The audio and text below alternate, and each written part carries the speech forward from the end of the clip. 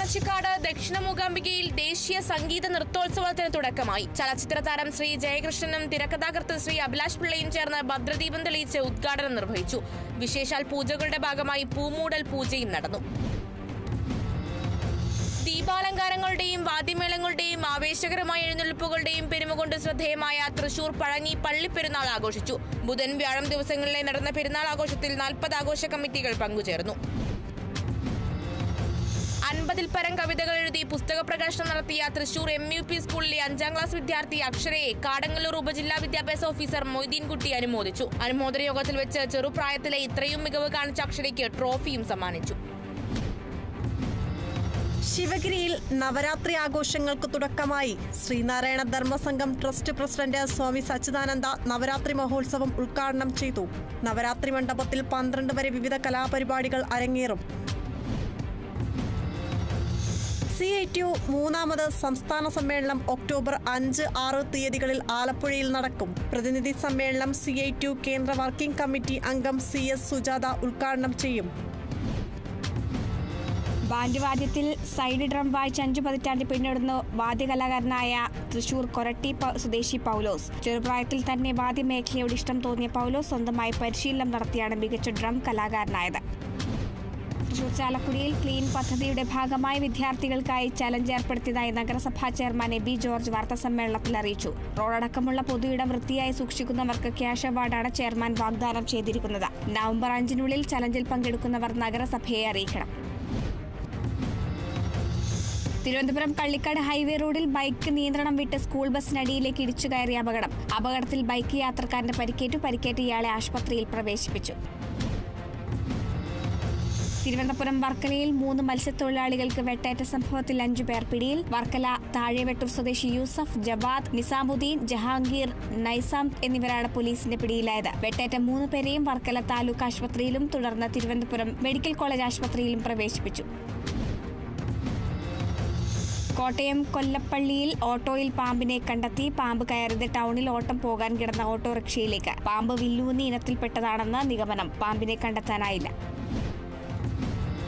തൃശൂർ ഇടിയഞ്ചിറ വളയംകെട്ട് നിർമ്മിക്കുക, ഉപ്പുവെള്ളം കയറി കൃഷി നശിച്ച കർഷകർക്ക് നഷ്ടപരിഹാരം നൽകുക എന്നീ ആവശ്യങ്ങൾ ഉന്നയിച്ചുകൊണ്ട് പറപ്പാടം കോൾപ്പടവ് കമ്മിറ്റിയുടെ നേതൃത്വത്തിൽ മുല്ലശ്ശേരി കൃഷിഭവനിലേക്ക് മാർച്ച് നടത്തി. പെരുവല്ലൂർ സെന്ററിൽ നിന്ന് ആരംഭിച്ച മാർച്ച് കൃഷിഭവന് മുന്നിൽ സമാപിച്ചു. തുടർന്ന് നടന്ന ധർണ ജൈവ വൈവിധ്യ സംരക്ഷകൻ NJ ജെയിംസ് മാസ്റ്റർ ഉദ്ഘാടനം ചെയ്തു. കൊല്ലം കുന്നത്തൂർ ബ്ലോക്ക് മഹിളാ കോൺഗ്രസ് ക്യാമ്പിന് തുടക്കമായി. KPCC രാഷ്ട്രീയകാര്യ സമിതി അംഗം ഡോക്ടർ ശൂരനാട് രാജശേഖരൻ ക്യാമ്പ് ഉദ്ഘാടനം ചെയ്തു. വീട് പണി നിശ്ചയിച്ച സമയത്തിനുള്ളിൽ പൂർത്തിയാക്കാത്തതിനെ തുടർന്ന് ഫയൽ ചെയ്ത ഹർജിയിൽ പരാതിക്കാരന് അനുകൂല വിധി. തൃശൂർ കാഞ്ഞാണി സ്വദേശി ഷിബു കൊല്ലറ ഫയൽ ചെയ്ത ഹർജിയിലാണ് അനുകൂല വിധി. കോയമ്പത്തൂരിലുള്ള ഇന്നോ സ്ട്രക്ചറൽ സിസ്റ്റം പ്രൈവറ്റ് ലിമിറ്റഡിന്റെ മാനേജിംഗ് ഡയറക്ടർ 11,68,600 രൂപയും പലിശയും നൽകാൻ കോടതി നിർദ്ദേശം. തൃശൂർ ചാലക്കുടി ദേശീയപാതയോരത്തെ നഗരസഭാ ശ്മശാനത്തിന്റെ പുകക്കുഴൽ തകർന്നു വീണു. 100 അടിയിലധികം ഉയരത്തിലുള്ള പുകക്കുഴൽ വീണത് ശ്മശാനത്തിന്റെ ഷീറ്റ് മേഞ്ഞ മേൽക്കൂരയ്ക്ക് മുകളിൽ. പുകക്കുഴൽ തകരാൻ കാരണം നഗരസഭ യഥാസമയത്ത് അറ്റകുറ്റപ്പണികൾ നടത്താത്തത് മൂലമെന്ന് നാട്ടുകാർ. അന്നമനട പഞ്ചവാദ്യത്തിന് ആധികാരികതയും ജനകീയതയും പകർന്ന അന്നമനട ത്രയങ്ങളുടെയും അന്നമനട ജൂനിയർ പരമേശ്വരന്മാരുടെയും സ്മരണകൾക്ക് മുൻപിൽ വാദ്യാഞ്ജലി അർപ്പിച്ചു. അന്നമനട മഹാദേവ ക്ഷേത്രമുറ്റത്താണ് സ്മരണാഞ്ജലി സംഘടിപ്പിച്ചത്. അന്നമനട ത്രയം അനുസ്മരണ സമിതിയുടെ നേതൃത്വത്തിലായിരുന്നു വാദ്യാഞ്ജലി നടന്നത്. വാദ്യാഞ്ജലിക്ക് അന്നമനട മുരളീധരമാരാർ പ്രമാണിത്വം വഹിച്ചു. തിരുവനന്തപുരത്ത് അച്ഛനും മകനും തമ്മിലുണ്ടായ വാക്കേറ്റത്തിലും ഉന്തും തള്ളലിനുമിടയിൽ തറയിൽ വീണ് തലയ്ക്ക് പരിക്കേറ്റ അച്ഛൻ മരിച്ചത് കോട്ടുകാൽ സ്വദേശി സജീവ്. പരിക്കേറ്റ സജീവനെ ആശുപത്രിയിൽ എത്തിച്ചെങ്കിലും ജീവൻ രക്ഷിക്കാനായില്ല. മകൻ വരുൺ കസ്റ്റഡിയിൽ. ഗാന്ധി ജയന്തി ദിനത്തോടനുബന്ധിച്ച് മലപ്പുറം ആലങ്കോട് ഗ്രാമപഞ്ചായത്ത് വിദ്യാർത്ഥികൾക്കായി സംഘടിപ്പിച്ച ചിത്രരചനയും ക്വിസ് കോമ്പറ്റീഷനും ശ്രദ്ധേയമായി. ജില്ലാ ശുചിത്വ മിഷന്റെയും നവകേരള മിഷന്റെയും നേതൃത്വത്തിലാണ് പരിപാടി സംഘടിപ്പിച്ചത്. പങ്കെടുത്ത മുഴുവൻ വിദ്യാർത്ഥികൾക്കും സർട്ടിഫിക്കറ്റുകൾ വിതരണം ചെയ്തു. മലപ്പുറം എടപ്പാൾ ഗ്രാമപഞ്ചായത്തിലെ അജൈവ മാലിന്യ സംസ്കരണ കേന്ദ്രമായ MCF നാടിന് സമർപ്പിച്ചു. പഞ്ചായത്ത് പ്രസിഡന്റ് CV സുബൈദ ഉദ്ഘാടനം ചെയ്തു. 30 ലക്ഷം രൂപ ചിലവിട്ടാണ് MCF നിർമ്മിച്ചത്. മുനമ്പത്തെ കുടുംബങ്ങളെ കുടിയൊഴിപ്പിക്കാൻ അനുവദിക്കില്ലെന്ന് VD സതീശൻ. കുടുംബങ്ങളുടെ കിടപ്പാട സംരക്ഷണ പ്രവർത്തനങ്ങൾക്ക് പിന്തുണ പ്രഖ്യാപിച്ച് എറണാകുളത്ത് കോൺഗ്രസ് സംഘടിപ്പിച്ച യോഗത്തിലാണ് പ്രതിപക്ഷ നേതാവിന്റെ വാക്കുകൾ. ഉത്തർപ്രദേശിലെ അമേഠിയിൽ ഒരു കുടുംബത്തിലെ 4 പേരെ വെടിവെച്ചു കൊന്നു. കൊല്ലപ്പെട്ടത് സർക്കാർ സ്കൂളിലെ അധ്യാപകൻ സുനിൽ കുമാറും ഭാര്യ പൂനവും 2 മക്കളും. ഗുരുതര പരിക്കേറ്റ 4 പേരെയും ആശുപത്രിയിൽ എത്തിച്ചെങ്കിലും മരണം സംഭവിച്ചു.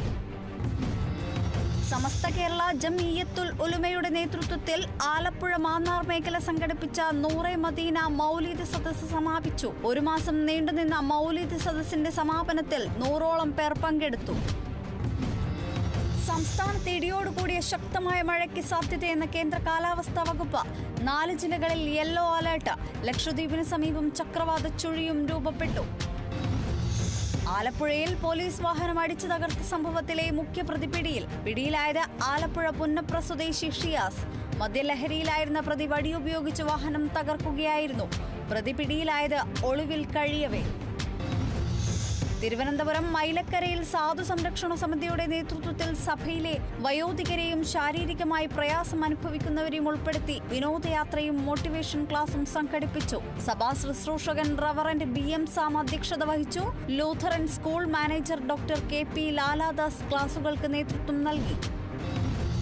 ഉത്തർപ്രദേശിലെ ബറേലിയിലെ പടക്ക നിർമ്മാണ കേന്ദ്രത്തിലെ സ്ഫോടനത്തിൽ മുഖ്യപ്രതി അറസ്റ്റിലായത് നസീർ ഷാ. അപകടത്തിൽ 6 പേർ കൊല്ലപ്പെട്ടിരുന്നു. കോഴിക്കോട് താമരശ്ശേരി ചുരത്തിൽ ഭാരവാഹനങ്ങൾക്ക് നിയന്ത്രണം. 7-ാം തീയതി മുതൽ 11-ാം തീയതി വരെയാണ് നിയന്ത്രണം. അറ്റകുറ്റപ്പണികൾ നടക്കുന്നതിനാൽ.